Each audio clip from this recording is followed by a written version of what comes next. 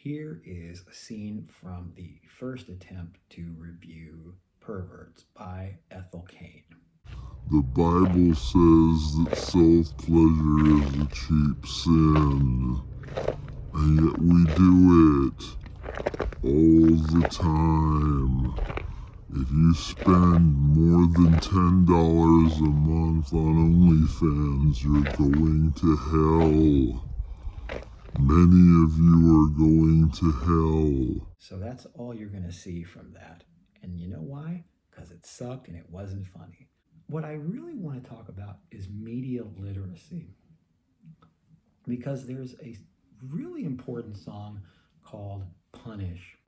Punish is from the perspective of a murdered pedophile who continues to punish themselves, whether they're in hell or some sort of purgatory. A person with poor media literacy will listen and think that the singer is at best pedophile adjacent for not giving a full-throated, explicit condemnation of pedophilia at the end of the song. Never mind that the name of the song is Punish. All it takes is one person to start a narrative.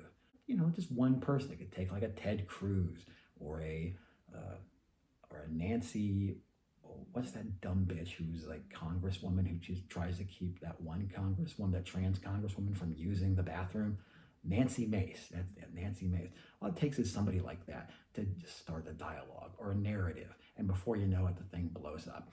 The concept of the albums, to me, reads as there is no God, there is only a hell that we create for ourselves with our slipping into temptation. We bore ourselves, we bore into a deeper and deeper hell. It's a God that doesn't exist. It's a singing of hymns that brings no relief. It's a brief punctuation to an otherwise constant hum. And there are a lot of people who can't accept that, who will take that in bad faith, no matter how you explain that. That's how I see the album. The irony epidemic isn't new. I have personally experienced this as a singer and songwriter. And my example is different because I would lead with humor because I thought that was the best way to approach it. But the problem is it would backfire on me because once I led with humor, the audience would expect more humor. So I would play things that would be more serious, and they would laugh at parts that weren't funny. I think what's happening is laughing at things that aren't meant to be comical is a coping mechanism. Things are incredibly difficult, especially for the younger generation. They don't see problems getting solved. They're very upset at the boomers. They're very upset at my generation. I can't rightly blame them for that. Putting yourself out there and then being considered cringe for that, a lot of people are detached, but a lot of those people aren't really creative in the first place. So you have to take that with a grain of salt, the fact that people would do that to you.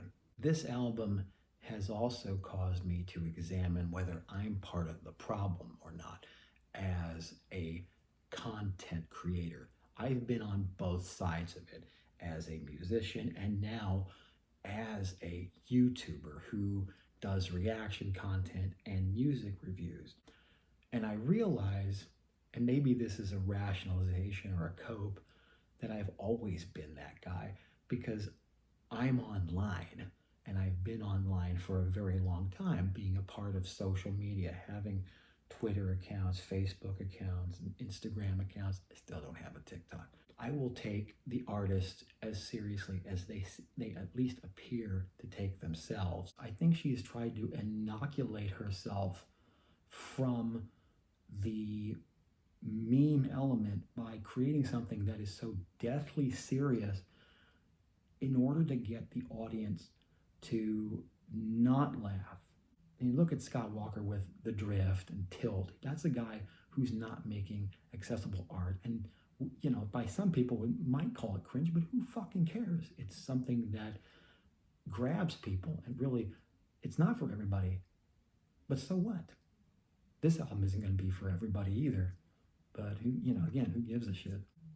If you like this video, and I'll be surprised if you do, hit like and subscribe. I'll be doing more reviews, and I do a lot of reactions. So hit me up. Bye-bye.